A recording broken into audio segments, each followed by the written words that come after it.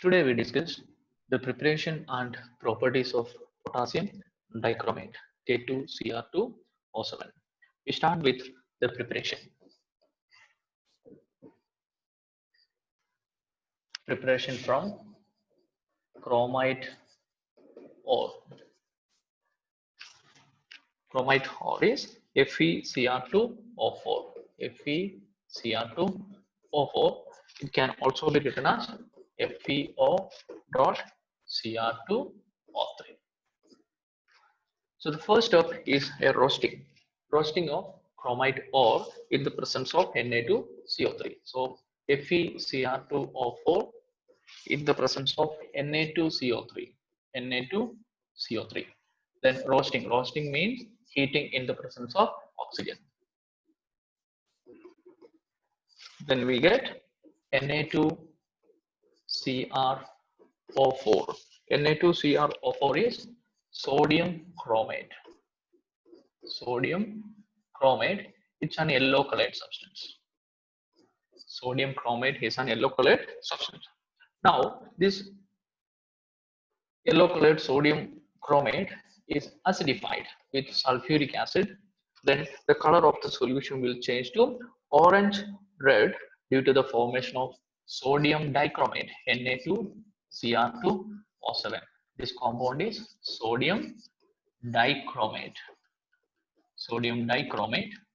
And what is its color? It has an orange red color. Now we got sodium dichromate. We are preparing potassium dichromate. So to get potassium dichromate, we treat it with KCl. Hot solution of sodium dichromate is treated with KCl. Then you will get potassium dichromate K2Cr2O7, and NaCl is formed as the byproduct here. See here we use hot sodium dichromate, and in that hot solution itself NaCl will precipitate because its KSP value is very less, or its solubility is very less. So sodium chloride will precipitate in the hot solution itself, that can be removed easily. Then we will cool down it slowly.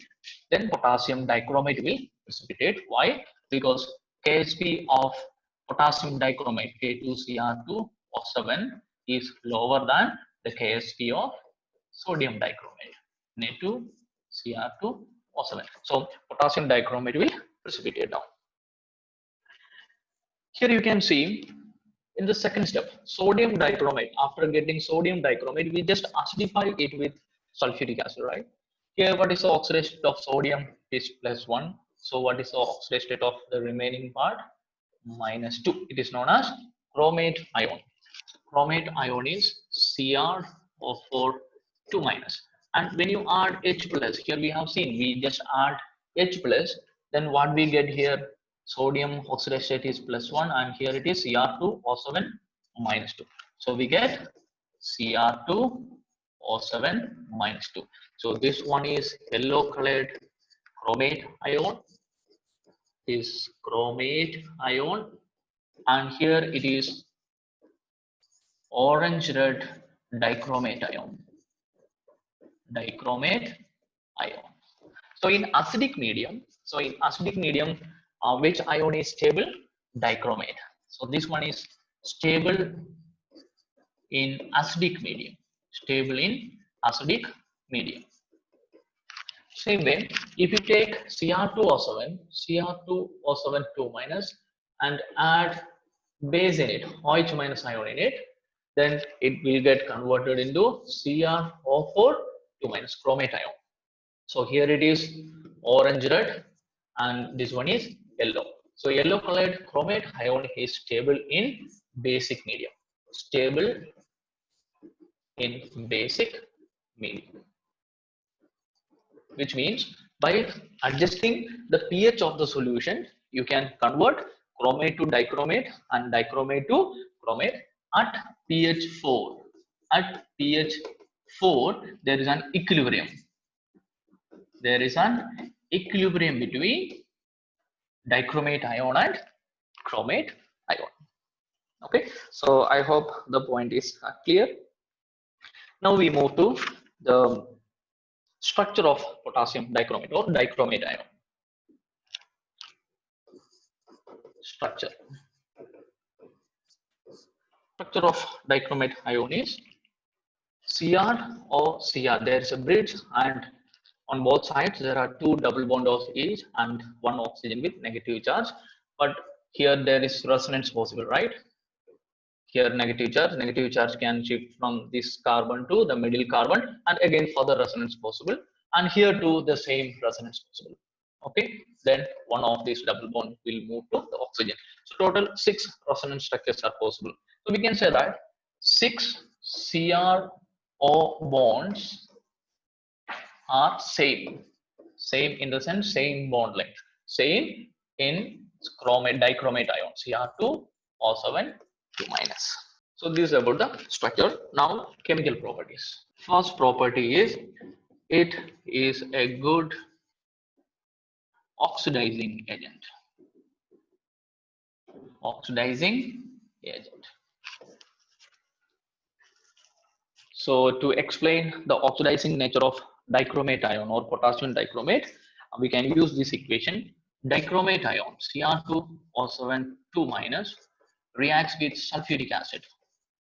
Reacts with sulfuric acids to form Cr2SO4 thrice with nascent oxygen. Nascent oxygen formation itself explains the oxidizing nature of dichromate ion.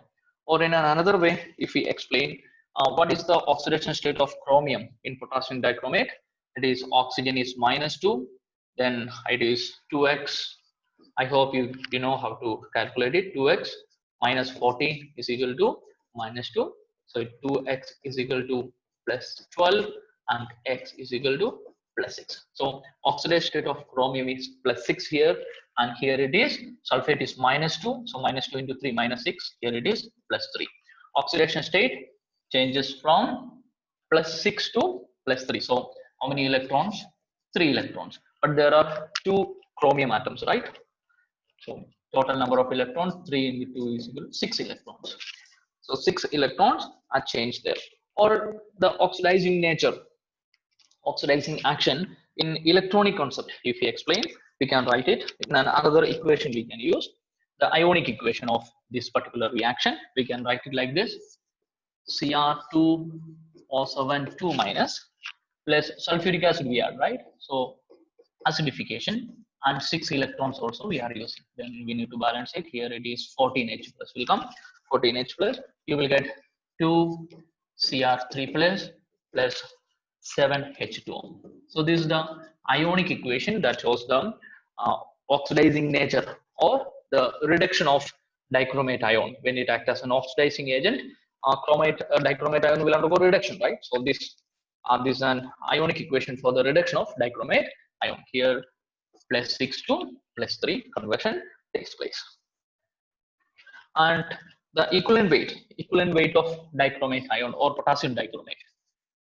Equivalent weight of potassium dichromate K2Cr2O7 is equal to molecular weight divided by the number of electrons required to reduce it, right? So molecular weight of potassium dichromate is 294 divided by 6 is equal to only 49. So equivalent weight of potassium dichromate is 49 here. Now from these equations, it is clear that it's a good oxidizing agent. Why? Potassium dichromate or chromate ion undergo reduction to form chromium plus 3, and 6 electrons are involved in that. Potassium dichromate is preferred over sodium dichromate as an oxidizing agent. K2Cr2O7 is preferred over Na2Cr2O7 as an oxidizing agent because this Na2Cr2O7 is deliquescent. Okay, it is deliquescent.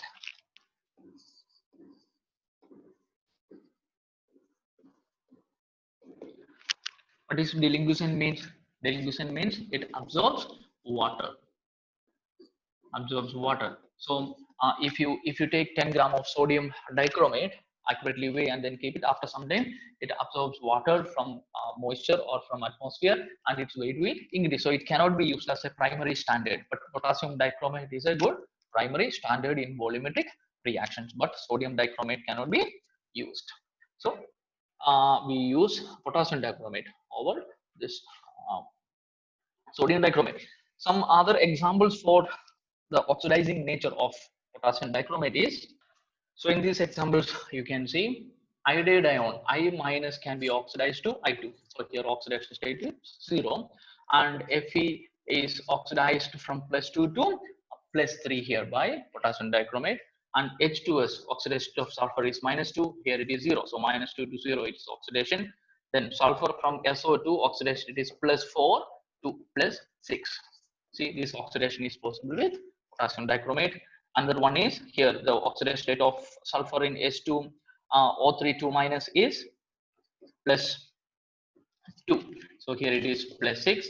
Then nitrite ion NO2 minus to NO3. Here oxidation state of nitrogen is +3. Here is +5. Then oxalate ion I is converted into carbon dioxide. Here oxidation state of carbon is +4, and here it is +3. It comes. Then Sn +2 can be oxidized to +4. Then aldehyde can be oxidized to acid. So all these are a few examples for the oxidizing nature of potassium dichromate ion. Now the second reaction is reaction with H2O2.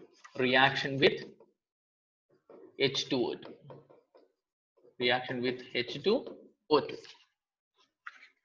Dichromate ion Cr2O7 2 minus reacts with H2O2, react with H2O2 in the presence of sulfuric acid.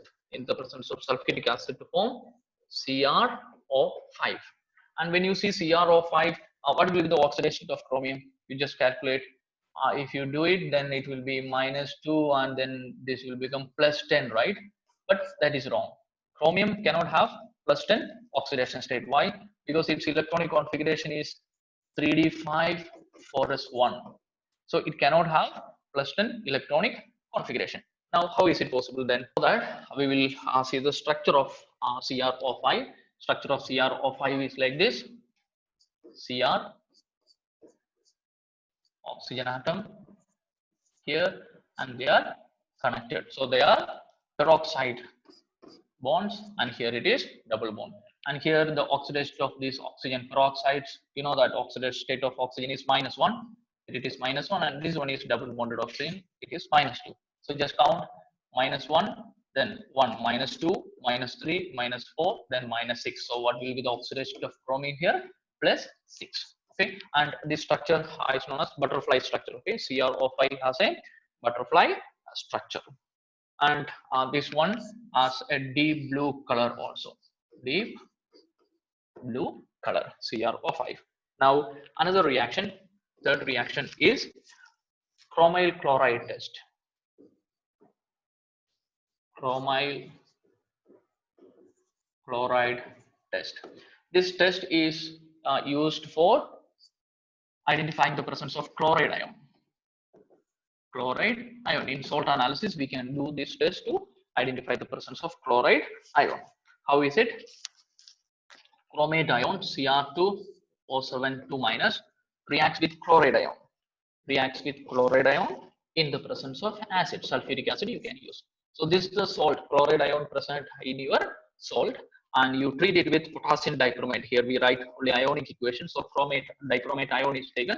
So you can take potassium dichromate, and here your salt, and here it is sulfuric acid.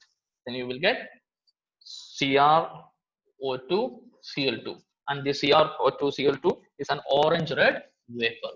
Orange red vapor. So when you treat your salt with potassium dichromate, if you get an orange red vapors of the CrO2 Cl2, you can say the chloride ion is present. So this test, chromate chloride test, can be used as an identification or confirmatory test for chloride ion. Hope you understood the topic well. Thank you.